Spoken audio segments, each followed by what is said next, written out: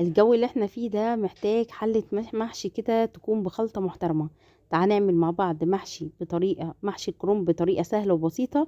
مش هتاخد معاكي وقت خالص، وهتحضري الخلطة بتاعتها. مش قادرة اقولك الريحة بتاعتها هتقلب لك الدنيا. هنعمل مع بعض محشي الكرنب بطريقة سهلة جدا وبسيطة. قبل ما ابتدي الوصفة احب اعرفكم بنفسي، انا اسمي اميرة داوود، دي القناة بتاعتي. لو لسه ما اشتركتيش في القناة اشتركي في القناة وفعلوا الجرس عشان يجيلكم كل جديد. نقول كده بسم الله ونبتدي بالخلطة بتاعة المحشي. جبت كده طاسة على النار او حلة كبيرة، وابتديت ان انا افرم 3 4 بصلات يكونوا كبار. كل ما تزودي في البصل بتديكي طعم حلو قوي.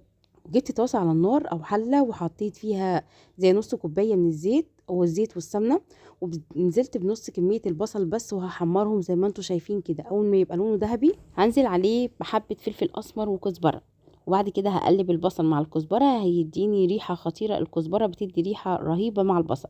بعد كده جبت كده 3 كوبايات من الصلصة او عصير الطماطم، هنزل عليهم كده بعصير الطماطم وهقلبهم كويس جدا، وابتدي ان انا اغطيها عشان تسبك معايا. واول ما احس ان هي دخلت خلاص سوت كامل وتبقى التسبيكه تمام، بحس ان في الزيوت طلعت فوق الوش بالشكل ده كده، الصلصه بقت معايا تمام. بوطي عليها النار وابتدي احط ملح وحبه كمون، وحابه تحطي اي توابل محشي بتحطيها على حسب ما انت عاوزه. بقلبهم. الصلصه بتاعتي بقى جاهزه خلاص. ابتديت ان انا اخد معاها منها كده تقريبا كبشتين من الصلصه. هقول لكم هنعمل بيها ايه. بعد كده بقى ببتدي اغسل الرز، حوالي كيلو رز. ببتدي ان انا اغسله واصفيه كويس جدا وانزل عليه بالصلصه، واقوم بقى جايبه الخضره بتاعه المحشي بتاعتنا وبحطها. انا خضره المحشي كنت حطاها في الفريزر فطلعتها وفكت وحطيتها على طول، عشان كده تلاقيها مش فريش معاكي. بس بجد بتبقى طعمها برضو حلو قوي. بقيت البصل بتاعي ببتدي ان انا احطه على الخلطه واقلب الخلطه بتاعتي، وكده بقت خلطه المحشي بتاعتي بقت جاهزه ان انا احشي بيها اي محاشي بقى هي موجوده عندي. ببتدي بقى انا انزل بورق الكرومب بتاعي. انا كنت مفرزاه، هعمل لكم فيديو بيه.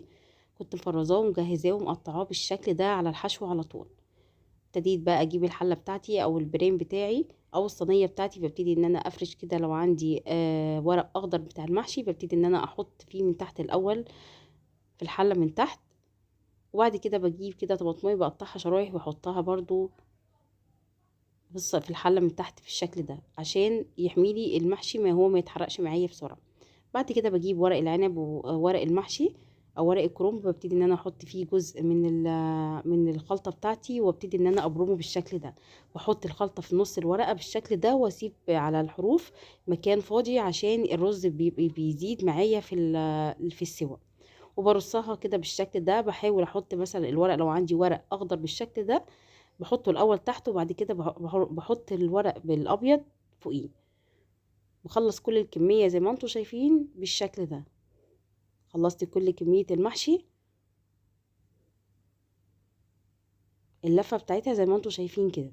بعد كده لو عندي اي نوع شوربه انت حباه، بجيب حوالي كوبايتين من اي نوع شوربه، شوربه لحمه او شوربه فراخ او شوربه بط. بحط عليهم الصلصه اللي انا شلتها من الصلصه بتاعتي اللي انا في اول الفيديو وريتها لكم، وبقلبها كويس جدا. وبعد كده بنزل بيها على المحشي كده، وبحاول احرك الحله عشان الميه تنزل في كل المحشي من تحت.